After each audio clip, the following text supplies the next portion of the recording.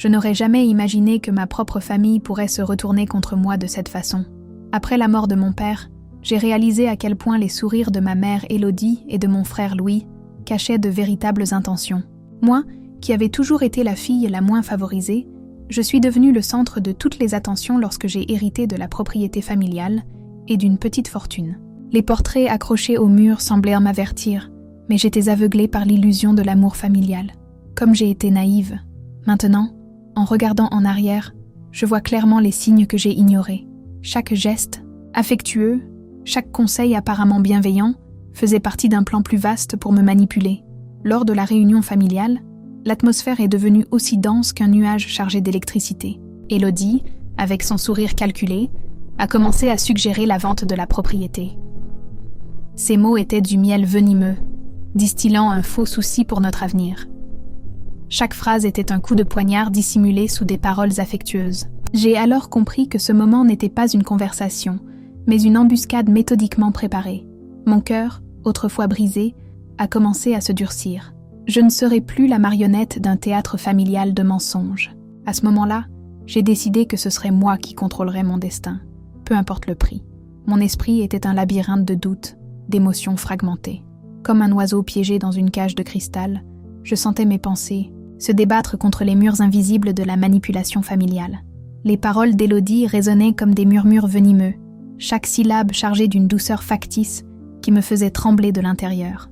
Je me suis remémoré chaque moment de ma vie où j'avais été mise à l'écart. Les regards d'approbation toujours réservés à Louis, les comparaisons subtiles qui me faisaient me sentir inférieure. Maintenant, devant l'héritage de mon père, je réalisais que j'avais toujours été une pièce dans un jeu dont j'ignorais les règles. Ai-je toujours été aussi naïve ? Me suis-je demandé, ressentant un sarcasme amer émaner de moi. Chaque souvenir d'affection familiale se transformait en un filtre transparent, révélant les véritables intentions derrière, les gestes. La réunion sur la vente de la propriété n'était pas une discussion, mais une piège soigneusement tendue. Ma vulnérabilité a commencé à céder la place à une colère maîtrisée. Je ne serai plus la marionnette manipulée par des cordes, émotionnelles invisibles. Chaque respiration devenait un acte de résistance, chaque pensée, une stratégie de défense. La douleur se transformait en combustible, ma fragilité en force. Les incohérences dans les discours d'Élodie et de Louis sautaient aux yeux comme des lanternes dans une nuit sombre. J'ai réalisé que ma prétendue fragilité avait toujours été ma plus grande force. J'étais la seule à vraiment observer, la seule à comprendre les mécanismes familiaux derrière les masques. Un sourire ironique commençait à se dessiner sur mes lèvres. Il pensait pouvoir me contrôler, mais j'étais sur le point de réécrire complètement les règles du jeu. L'héritage de mon père ne serait pas seulement une question financière, mais ma libération personnelle. La vulnérabilité initiale laissait place à une détermination inébranlable. Je ne serais plus la fille soumise, je n'accepterais plus les miettes d'affection déguisées en manipulation. Mon histoire serait écrite de ma propre main, avec l'encre du courage et de la découverte de soi.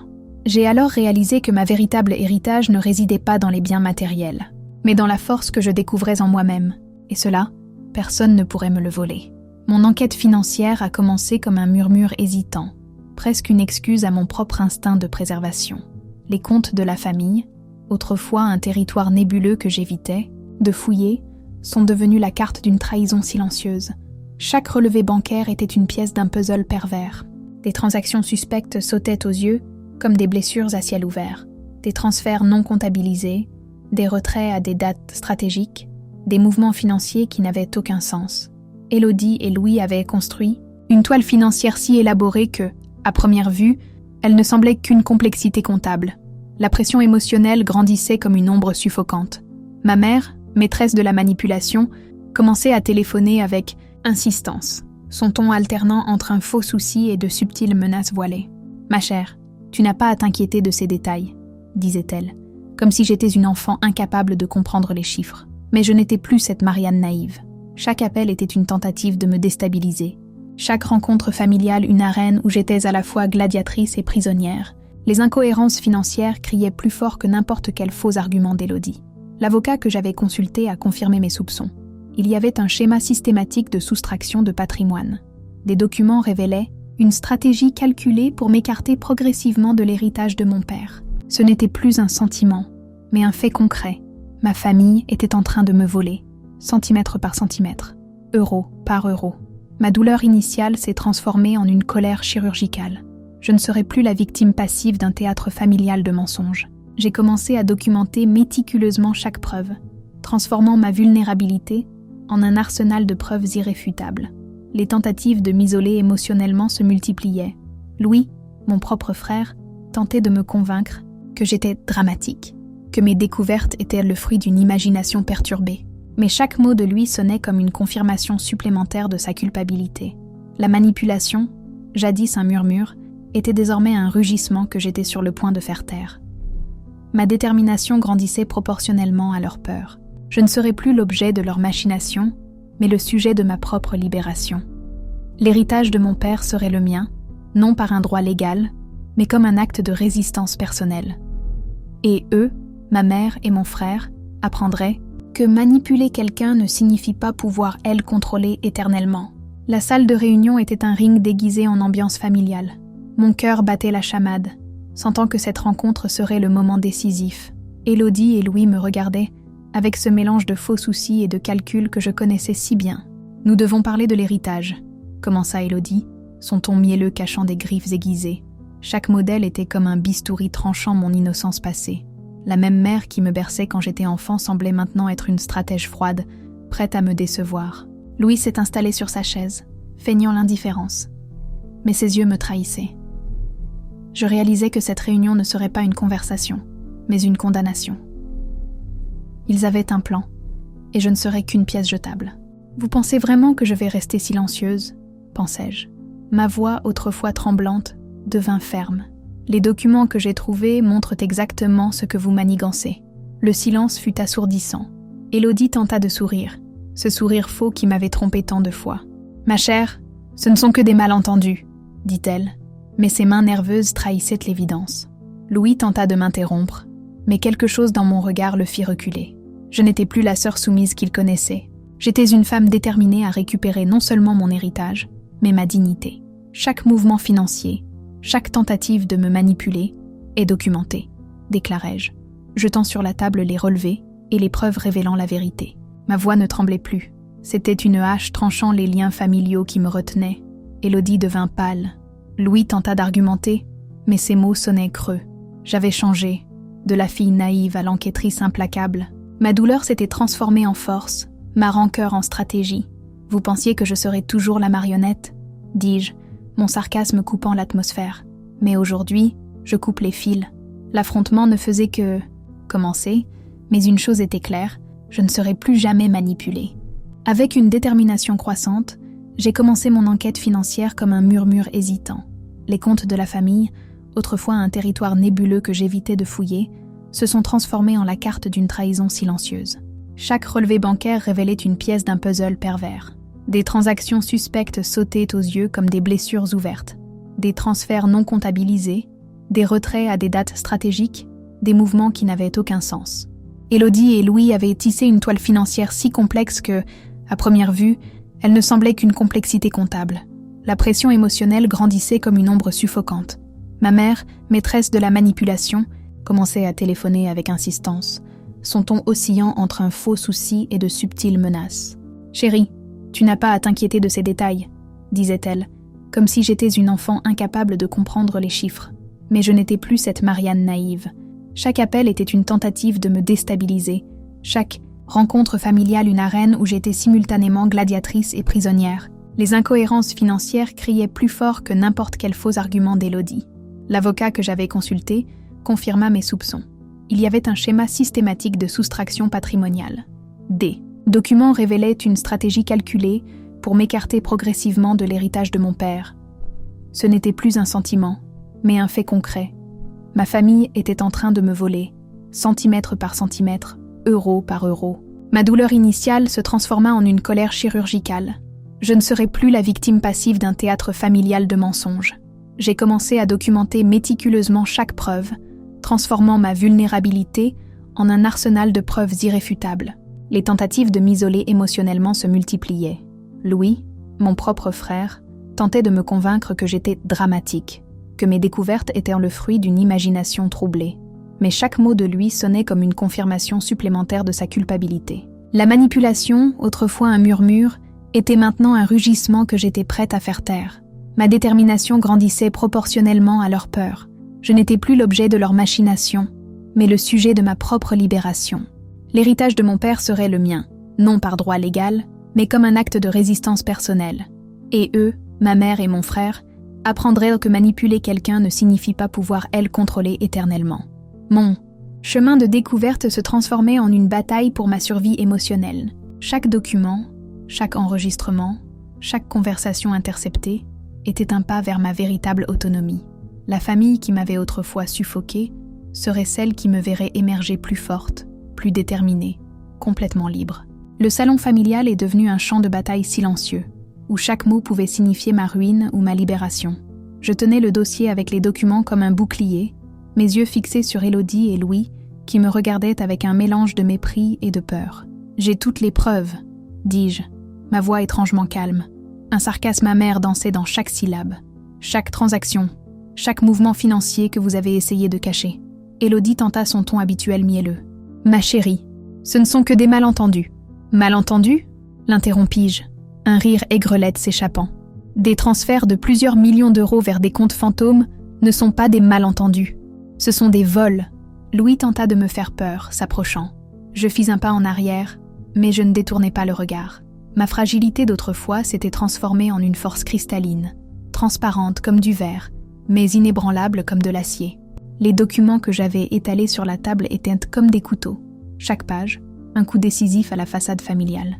Relevé bancaire, email, enregistrement comptable. Rien n'échapperait cette fois. Vous pensiez que... J'étais toujours la fille naïve, murmurai-je, presque pour moi-même, celle qui accepterait toujours des miettes. Eh bien, c'est fini. Élodie devint pâle. Louis tenta d'argumenter, mais ses mots sonnaient creux, préparés. Je n'étais plus la Marianne qui acceptait les manipulations. J'étais quelqu'un qui était rené des cendres d'une famille qui avait tenté de me détruire. Chaque seconde de cette réunion était ma rédemption.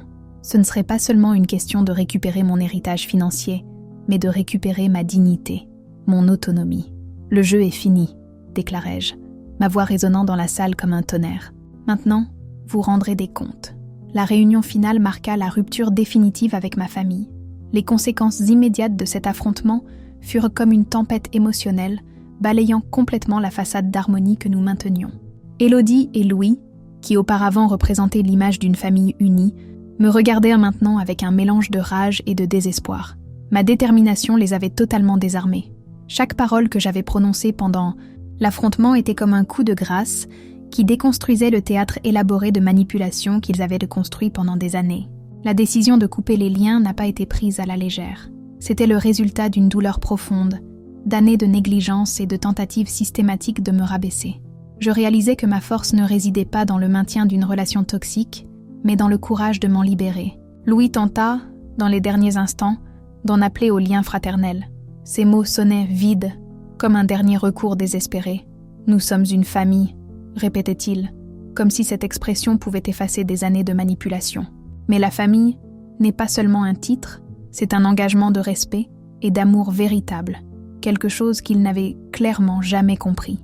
Élodie, quant à elle, oscillait entre la colère et des larmes manipulatrices. Ses regards essayaient de me faire sentir coupable, mais je n'avais plus de pouvoir sur moi.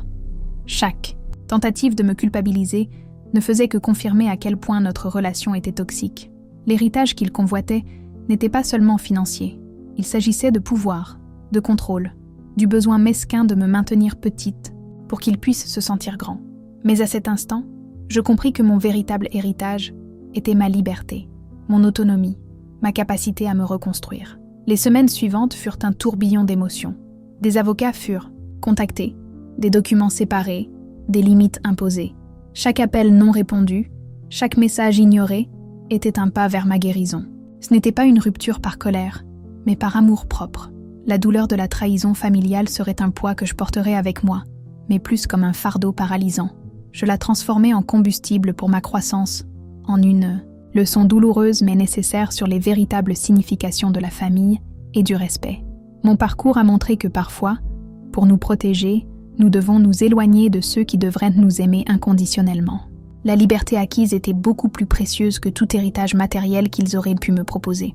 Le silence qui a suivi la rupture était assourdissant, mais c'était un silence de paix, de reconstruction, d'un nouveau départ, loin des ombres de la manipulation familiale. Des mois après la bataille familiale qui me libéra, je regarde en arrière et réalise à quel point la douleur peut être un portail de transformation. La cicatrice émotionnelle que m'avaient infligée Élodie et Louis s'est transformée en ma plus grande force. Réorganiser ma vie n'a pas été simple. Chaque décision était comme marcher sur des morceaux de verre des souvenirs familiaux. Brisés, j'ai dû reconstruire non seulement mon patrimoine, mais principalement ma confiance en moi, durement attaquée par des années de manipulation silencieuse. Investir dans ma carrière est devenu plus qu'une nécessité financière.